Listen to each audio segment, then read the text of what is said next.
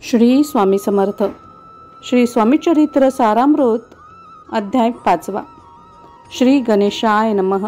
श्री सरस्वते नमः। श्री वासुदेवाय नमः। श्री कुलदेवताय नमः। श्री स्वामी समर्थाय नमः। श्री स्वामी चरित्र सारामृत या ग्रंथाची 5वा अध्याय सुरू होत आहे। कोणत्याही व्यक्तीला जर जीवनात आपली चांगली प्रगती किंवा आपले आध्यात्मिक जीवन सुरू करायचे असेल तर त्याला उत्तम सत्पुरुष व मार्गदर्शक यांचा सहवास मिळायला हवा। पण त्यासाठीही आपली पूर्वपुण्याई असणे हेही तेवढेच आवश्यक आहे।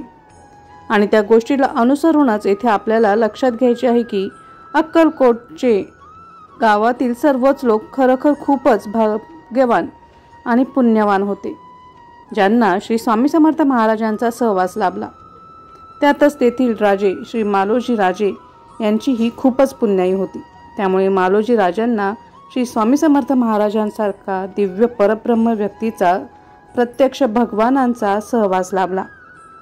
असेच दिवसेंदिवस जात असताना त्यात श्री स्वामी महाराजांची कीर्ती संपूर्ण भारत देशात पसरत होती। अनेकांना वाटायचे की हे जे पृथ्वीवर परब्रह्म भगवान अवतरले आहे ते आपल्या राज्यामध्ये असावे, त्याच्यामुळे आपले राज्य देखील अक्कलकोट सारखेच नावारूपाला येईल।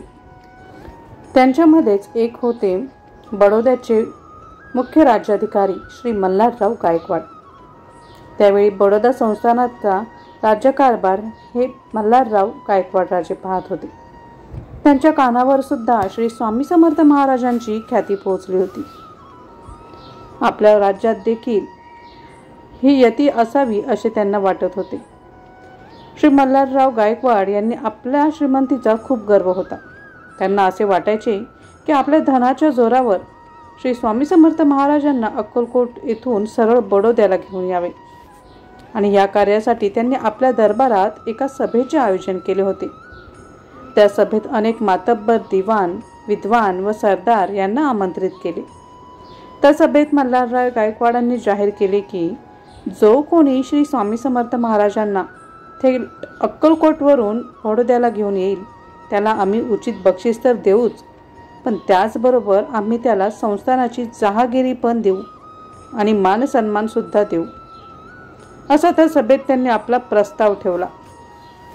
स्वामी समर्थांची आध्यात्मिक दिव्य शक्ती त्या सभेतील अनेक मातब्बर लोकांना माहीत होती, म्हणून ते सभेतूनच काही न बोलता उठून गेले।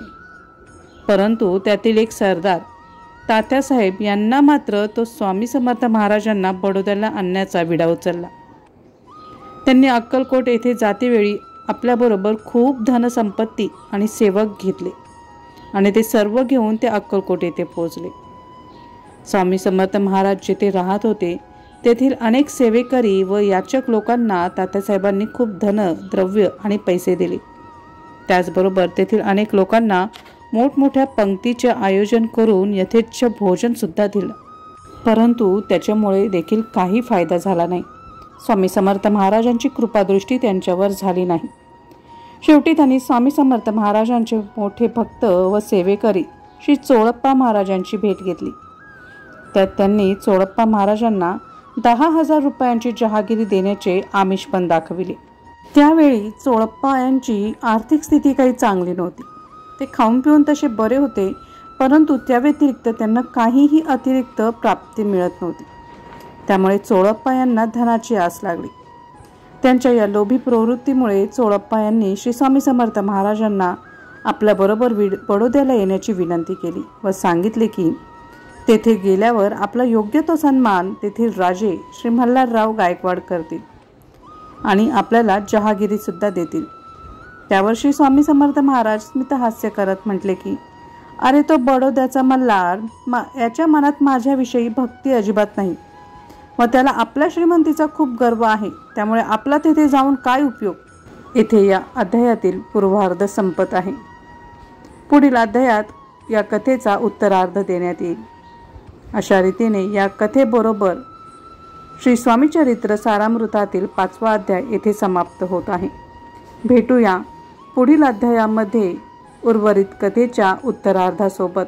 श्री स्वामी समर्थ महाराजांच्या या अलौकिक लीला श्रवण करण्यासाठी स्वामी स्पर्श या यूट्यूब चॅनेलला नक्कीच सबस्क्राईब करा आणि बाजूचे बेल बटन नक्की दाबा, जेणेकरून नवीन व्हिडिओची नोटिफिकेशन तुम्हाला सर्वप्रथम मिळेल.